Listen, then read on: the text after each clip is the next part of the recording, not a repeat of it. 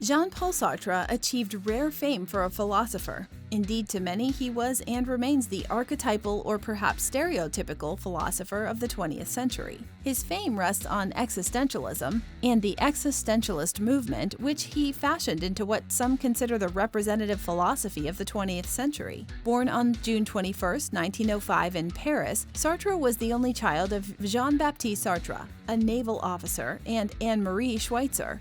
Sartre became interested in philosophy after reading Henry Bergson's Time and Free Will when he was a young man. He earned a master's degree in philosophy at the École Normale Supérieure, where he also met Simone de Beauvoir, then a student at the Sorbonne.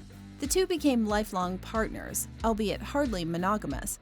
Their unconventional lifestyle became a dimension of their challenge to the norms of bourgeois society. During World War II, Sartre was conscripted into the French army in 1939, captured by German troops in 1940. He was held for 9 months as a POW. A civilian by 1941, he taught at Lycée Pasteur and became active in the French underground as a founding member of the clandestine group Socialisme et Liberté, and was a contributor to Combat, the newspaper edited by Albert Camus of the Resistance. During the war, he also wrote Being and Nothingness, an essay on phenomenological ontology, 1943, his key expression of existentialism, in which he made the central claim of this philosophy: existence precedes essence, thus standing on its head the traditional view that the essence or nature of a thing is more fundamental than the thing's mere existence. From this reversal flowed Sartre's ontological theories, including his contention that humans create, through consciousness, their own identity, values, and purposes in life, because human beings possess no inherent value or even identity. In existentialism, ontology is distinct from metaphysics, mainly because it is descriptive rather than causally explanatory, which is the province of metaphysics. Are you a philosophy student, or just have a general interest in philosophy? Since ancient times, brilliant philosophical teachings and dialogues taught by great luminous minds have deeply elevated the way we think and live. The Complete Philosophy Primer is a comprehensive, organized, easy-to-read, and all-encompassing guide specifically written for students in their first college-level philosophy course, as well as anyone with an interest in philosophy. With this jam-packed philosophical guide, you will optimize your knowledge in philosophy, logic, ethics, its history, and branches. Learn philosophical concepts, term definitions, and biographies. Find lists of essential books, films, blogs, websites, and other resources. Improve your writing skills. Learn how to argue effectively. And most of all, learn how to be a better student. Order your copy today to philosophize your mind and illuminate your wisdom.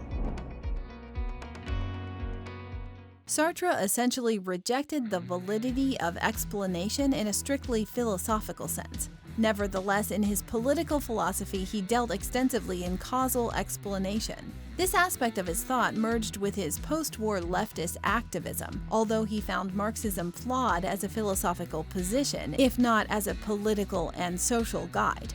He also ventured outside of philosophy into psychology in his detailed exploration of the phenomenology of consciousness, arguing in his The Psychology of Imagination, 1940, also titled The Imaginary, that imagination, in contrast to perception, in which intention plays only a subordinate role, is highly intentional and, in effect, frees human beings from ontology. Sartre extended this liberating intentionality to emotions as well.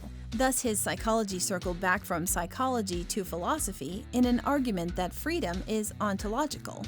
Humans are free because they are not a self, or, as Sartre put it, an in itself, but rather a presence to self. In effect, then, we are all other with respect to ourselves. Sartre was an ethical philosopher who argued for individual moral responsibility based on authenticity, which he defined as the degree to which one's actions flow from or are congruent with one's beliefs and desires, irrespective of external pressure or coercion. Sartre wrote plays and novels, including the drama No Exit, 1944, and the novel Nausea, 1938, both existential in theme and content, and he also made forays into aesthetics, most notably in his 1947 essay collection titled What is Literature? He defined literary writing as a form of acting in the world, which, like other action, produces effects for which the actor, or author, must assume responsibility. Sartre believed that literature and other aesthetic work had significant power. Rejecting the art for art's sake aesthetic standard, he argued that art should address social, political, and moral issues of importance. In 1964, Sartre was awarded the Nobel Prize in Literature, which he declined because he refused all official distinctions on principle as a compromise of his authenticity. During the 1970s, he was plagued by ill health, exacerbated by overwork, the use of amphetamines, and an addiction to cigarettes. He died on April 15, 1980 from pulmonary edema and was buried at Montparnasse Cemetery. When Simone de Beauvoir died 6 years later, she was buried in the same grave.